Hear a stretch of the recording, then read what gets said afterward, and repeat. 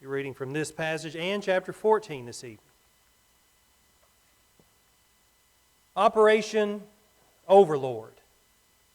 This was the code name for the Battle of Normandy, the Allied operation that launched the successful liberation of German-occupied Western Europe during World War II. The operation was launched on the 6th of June, 1944, what we also commonly call as D-Day. A 1,200-plane airborne assault preceded an amphibious assault involving more than 5,000 vessels. Nearly 160,000 troops crossed the English Channel on June 6th, and more than 2 million Allied troops were in France by the end of August. It takes brave men and women to sacrifice themselves to the horrors of war. And this weekend we celebrate Memorial Day in honor of those soldiers, but tonight I would like to talk about a particular battle. The battle that we all face in our lives. That is a spiritual battle.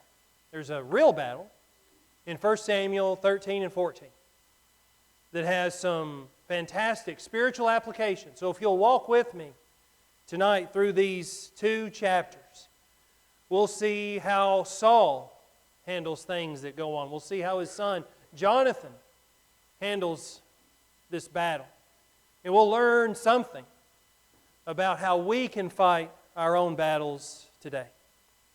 1 Samuel chapter 13, we're going to start with verses 1 through 4. The lesson here is to know who your enemies are. Saul was 30 years old when he began to reign, and he reigned 42 years over Israel. Now Saul chose for himself 3,000 men of Israel, of which 2,000 were with Saul in Michmash and in the hill country of Bethel, while 1,000 were with Jonathan at Gibeah of Benjamin. But he sent away the rest of the people, each to his tent. Jonathan smote the garrison of the Philistines that was in Gibeah, and the Philistines heard of it. Then Saul blew the trumpet throughout the land, saying, "Let the Hebrews hear." All Israel heard the news that Saul had smitten the garrison of the Philistines, and also that Israel had become odious to the Philistines. They didn't like them. The people were then summoned to Saul at Gilgal. In this passage, this first 4 verses, the Israelites attacked. They went after them. And our enemies quite often are fine if we sit there, let's live at peace. The Israelites said, we need to attack these Philistines, so they did just that. We ourselves don't struggle against the world the way the Israelites did with the Philistines. Ephesians 6:12 says that our struggle is not against flesh and blood, but against the rulers, against the powers, against the world forces of this darkness, against the spiritual forces of wickedness in the heavenly places. But our spiritual enemies have the same attitude as the Philistines. As long as we are weak and are quiet, they're fine with us. But what did the Israelites do? They said, we're going to go to war, and so they attacked the Philistines. We've got to be willing to go to war with who our enemies are. We need to battle them in such a way that we can bring more to Christ. That's what we should be about. But if peace with the devil is more important to you than victory in the Lord, you will often be defeated and put off to the side. Verses 5 through 7. Things begin to be discouraging here. The Philistines are coming together. They are assembling, verses 5 through 7. Now the Philistines assembled to fight with Israel 30,000 chariots and 6,000 horsemen, and people like the sand which is on the seashore in abundance. And they came up and camped in Michmash, east of Bethaven. When the men of Israel saw that they were in a strait, for the people were hard pressed, then the people hid themselves in caves, in thickets, in cliffs, in cellars, and in pits. They ran away. Also some of the Hebrews crossed the Jordan into the land of Gad and Gilead. But as for Saul, he was still in Gilgal, and all the people followed him trembling. So the Hebrews struck the Philistines, and the Philistines gathered their armies together, and they became outnumbered rather quickly. And they saw the challenge that was before them, and they said, I can't take this. And many left, many fled. They went and hid in caves, hid in various places because they were outnumbered. And so the discouragement settles in. Verse 8. Now he waited 7 days according to the appointed time set by Samuel. But Samuel did not come to Gilgal, and the people were scattered from him. Samuel being the prophet. But Saul said, Bring to me the burnt offering and the peace offering. And he offered the burnt offering. As soon as he finished offering the burnt offering, behold, Samuel came, and Saul went out to meet him and to greet him. But Samuel said, What have you done? And Saul said, Because I saw that the people were scattering from me, and that you did not come within the appointed days, and that the Philistines were assembling at Michmash. Therefore I said, Now the Philistines will come down against me at Gilgal, and I have not asked the favor of the Lord, so I forced myself and offered the burnt offering. Saul did something he wasn't supposed to do. It was something that was supposed to have been left to Samuel, for him to take care of. Samuel said to Saul, You have acted foolishly. You have not kept the commandment of the Lord your God, which commanded you. For now the Lord would have established your kingdom over Israel forever. But now your kingdom shall not endure. They started a battle. They thought they could win. Things have gotten bad. The people of the Philistine side are more numerous than they. Saul tries to take things into his own hands. Does it follow what God has told him to be? The Lord has sought out for himself a man after his own heart. And the Lord has appointed him as ruler over his people, because you have not kept what the Lord God commanded you. We continue on with this passage, verses 15 through 18. There's some more movement of the armies, the Philistines trying to get into various places to go at war with the Hebrews. Then we get down to verse 19.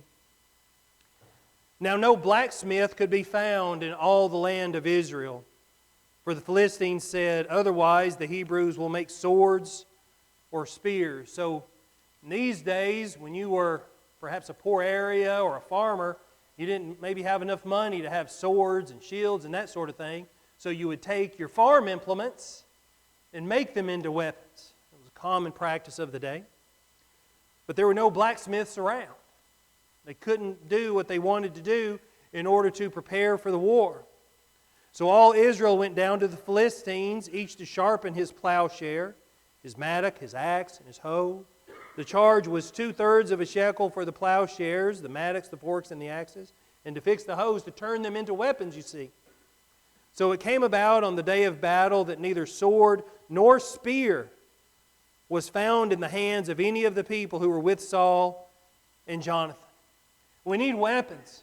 Those who were brave enough to stay said, We need weapons to battle the Philistines. There was none to be found. They couldn't find the weapons. Discouragement, probably the least of their problems. They just simply were not prepared. They were not prepared to fight this battle, and we in our spiritual lives must be prepared. We must know who our enemies are. Not think we can do it all ourselves, but know that God can be there with us and encourage us. So the people did not have the weapons they needed, but they were found with Saul and his son Jonathan. You know, the tools they needed rose to the top, and the only people that could have it were the king and his son. That's all that could even have the weapons. And the garrison of the Philistines went out to the pass of Michmash. So things aren't good. Things are not good for the Hebrews. They are not prepared. They are discouraged. They thought things were going well. They are not. Maybe you feel the same way in your life, where you try and you give it your all, and then something happens, and you're like, what's going on? Why can't I succeed? Why can't I move forward? Saul here definitely is discouraged. His people are expecting him to lead. He knows they feel this way, and yet he just seems to be failing here. Let's see what happens in chapter 14. Now the day came that Jonathan, the son of Saul, said to the young man who was carrying his armor, Come and let us cross over to the Philistines' garrison. that is on the other side. But he did not tell his father. Saul was staying in the outskirts of Gibeah under the pomegranate tree, which is in Migron, and the people who were with him were about 600 men. Victory seems impossible. They were vastly outnumbered and greatly surpassed in military technology. Yet Jonathan was bold enough to go over to the Philistine side just to see what the Lord might do. When you're discouraged, when you feel as though you're not prepared, the thing to do is to have faith and be brave in your God. See the war, see the battle that's coming at you, and say, my Lord is bigger than this, and He can help me through it. I wonder if Jonathan remembered Shamgar in Judges chapter 3. After him came Shamgar, the son of Anath, who struck down 600 Philistines with an ox goad, and he also saved Israel, defeated those Philistines at that time. And I wonder if Jonathan remembers that and says, perhaps I can do the same with the help of God. Jonathan could strengthen himself as well in promises we see in Leviticus 26. It says, but you will chase your enemies, and they will fall before you by sword. 5 of you will chase 100, and 100 of you will chase 10,000, and your enemies will fall before you by the sword. Perhaps Jonathan is not afraid of the Philistines. The Philistines should be afraid of him. And you yourself should not be afraid of your enemies, but your enemies should be afraid of your God and what you can do with your faith to reach them and to live the life you are to live on this earth. Verses 6 and 7 of 1 Samuel chapter 14. Then Jonathan said to the young man who was carrying his armor, come and let us cross over to the garrison of these uncircumcised. Perhaps the Lord will work for us. For the Lord is not restrained to save many by the few. His armor-bearers said to him, do all that is in your heart. Turn yourself, and here I am with you, according to your desire. For Jonathan, this was more than a reconnaissance expedition. He wanted to see what God might do through 2 men who trusted Him and stepped out boldly. King Saul was sitting under a pomegranate tree. Something had to be done, and Jonathan was willing to let God use him. Does he know what's going to happen? No, he doesn't. Do you always know what's going to happen? No, you do not. Things can appear scary, but you know that God is behind you, and you know He can do great things if you but have faith in Him and the friends that are around you. This courage that Jonathan exemplifies is wise. Many in Israel probably believed this as a theological truth. Many of us believe today that it is a theological truth, that God is there for us. But few believe it enough to actually do something about it. Jonathan's faith, you see, was demonstrated by his works. He said, God can use us. Let's go and let's see what happens. And he went forth with his armor bearer. The only thing that can be said to restrain God, is there anything that can keep God from doing what He needs to do? Well, Matthew chapter 13, Jesus visited His hometown of Nazareth, and it says this in verse 58, and He did not do many miracles there because of their unbelief. God's there ready to act. God's there ready to bless. God in the New Testament is there ready to heal. But the people had this unbelief. And so Jesus simply went elsewhere. The odds were already against Israel. Did it matter if it was 1,000,000 to 1 or 1,000 to 1? No, it didn't. You see, John, he never read the New Testament, but he definitely had a New Testament attitude when we see Romans chapter 8, if God is for us, who is against us? Who can defeat us? No one can. For even in death we find victory. Victory in the eternal, Whether we win here or lose here perhaps in some ways, our victory is in heaven, waiting there for us. The words from Jonathan's armor bearer must have cheered Jonathan greatly. And when we step out in faith, encouragement can make all the difference for good, and discouragement can make all the difference for evil. So when you see someone stepping out in faith, perhaps you admire them, but they need you. They need your encouragement. Jonathan was there talking, and his armor bearer said, "Yes, let's go do it." Someone here needs to lead or perhaps start a new ministry or do something grand for the congregation or for the community, and someone needs to get behind them and say, "Yes, let's go and let's do that." God, you see, was going to use Jonathan, but He wasn't going to use Jonathan alone. We all need that supportive friend that God sends to us, and that friend that, with that encouragement, can make all the difference in our lives. Perhaps you need that friend. Perhaps you are that friend. Either way, you can be encouraged and fight these enormous battles. 1 Samuel chapter 14 and verse 8. Then Jonathan said, "Behold, we will cross over to the men and reveal ourselves to them. If they say to us, 'Wait until we come to you,' then we will stand in our place and not go up to them. But if they say, 'Come up to us,' then we will go up. For the Lord has given them into our hands, and this shall be the sign to us." In his step of faith, Jonathan wanted to know if God was really leading. So he proposed a test based on the response of the Philistine guard. How they answer us, they say one thing, we're not going up. But if they say something else, then we'll go up and then we'll take them, for God has given them to us. Jonathan, you see, showed wisdom and not unbelief. To this point, he does not act on a specific confirmed word from God. We don't know that God told him, "Hey, go do this," but he feels it in his gut, feels it in his heart and in his faith. And he follows bold hope and what perhaps he had hoped for, what we can pray for, you see. Do you pray and then realize that God is answering that prayer even as you stop uttering those words? We need to be more faithful in our prayer and watch for God to answer those. Jonathan essentially does that here.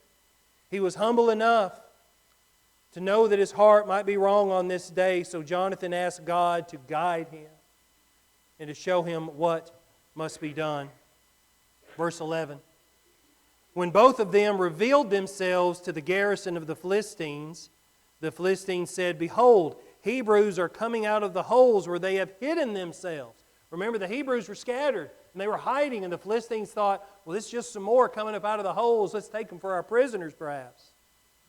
So the men of the garrison hailed Jonathan and his armor-bearer and said, "Come up to us, and we will tell you something." That's the signal Jonathan asked for. That's the signal Jonathan mentions to his armor-bearer. And Jonathan said to his armor-bearer, "Come up after me, for the Lord has given them into the hands of Israel." It's time. It's time to go to war. We're outnumbered. We're outmatched in our swords, but we can do this with the help of God. Then Jonathan climbed up on his hands and feet with his armor-bearer behind him, and they fell before Jonathan. And his armor-bearer put some to death after him. That first slaughter with Jonathan and his armor-bearer made was about 20 men within about half a furrow in an acre of land. And there was a trembling in the camp, in the field, and among all the people. Who's scared now? Who's scared now? It's not the Israelites. Jonathan and his armor-bearer take out 20 men. And they say, "Here's what God can do with us. Here's what He can do with you and for you." And now the Philistines, you see, are shaking in their boots. There was a trembling in the camp, in the field, and among all the people. Even the garrison and the raiders trembled. And the earth quaked, so that it became a great trembling. Jonathan was prompted by faith. And it's significant to mention that he did not demand to know the whole battle plan from God in advance. He's infiltrating where the Philistines are, and he's going into their encampment, not knowing what's going to happen, but tells his armor bearer, hey, here's what's going to happen. It's going to be one or the other. We don't know yet. Most people like to know what's going on. Rather than stepping out boldly in faith and praying to God and knowing that He'll get you through those difficult times and knowing that He'll help you with that goal is something that we should be reaching for in our faith, having the faith that Jonathan did. We're going to be here and it's time for battle, time to go to war. He was willing to take it one step at a time and let God plan it out. Faith is willing to let God know the whole plan and to know our part one step at a time. Verses 16 through 23. Now Saul's watchmen in Gibeah of Benjamin looked, and behold, the multitude melted away, and they went here and there. Saul said to the people who were with him, number now, and see who has gone from us. And when they had numbered, behold, Jonathan and his armor-bearer were not there.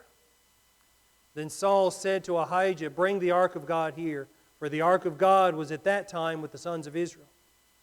While Saul talked to the priest, the commotion in the camp of the Philistines continued and increased. So Saul said to the priest, withdraw your hand. Then Saul and all the people who were with him rallied and came to the battle. And behold, every man's sword was against his fellow, and there was very great confusion. Now the Hebrews who were with the Philistines previously, who went up with them, all around in the camp, even they also turned to be with the Israelites who were with Saul and Jonathan. When all the men of Israel who had hidden themselves in the hill country of Ephraim heard that the Philistines had fled, even they also pursued them closely in the battle. So the Lord delivered Israel that day, and the battle spread beyond Beth-haven. Saul wonders, what's going on?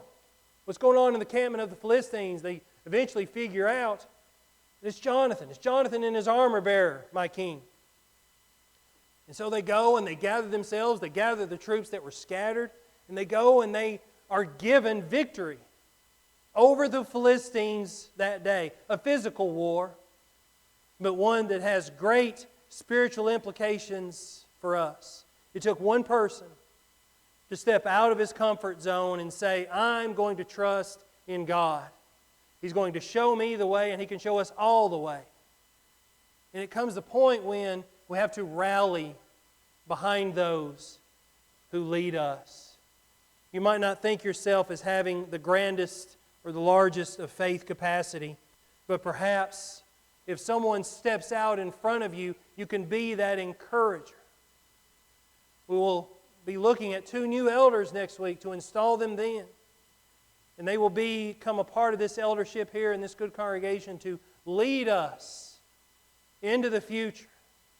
And it can take but one person, one of those men, or any of us here, to say, I trust in God enough to have faith in this endeavor for the work here at Birdwell's Chapel. Or maybe in your own life, stepping out in that faith, being yourself the leader. I don't know where we're going. I don't know what we're doing. But I know God can be with us the entire way. Lots of battles in the Old Testament. This just being one of them. And I hope that you can see the comparison to our spiritual lives today, because it was a spiritual life that got them through that physical war to overcome their enemies. We're all battling enemies ourselves. Sometimes we're our own worst enemy. And how are you doing on that battle? How are you doing on the battlefront with all your other enemies? I hope you're loving them. I hope you're working through the issues, perhaps whatever they might be, so that you might become the person God wants you to be. And He wants you to be a Christian. He wants you to be baptized and to be added to the body of Christ so that you might live a complete life on this earth. Come forward and let us assist you with that this evening. Or if you are a Christian in need of strength or forgiveness through prayer, Let us assist you with that as well this evening. Please come forward now. Stand and sing.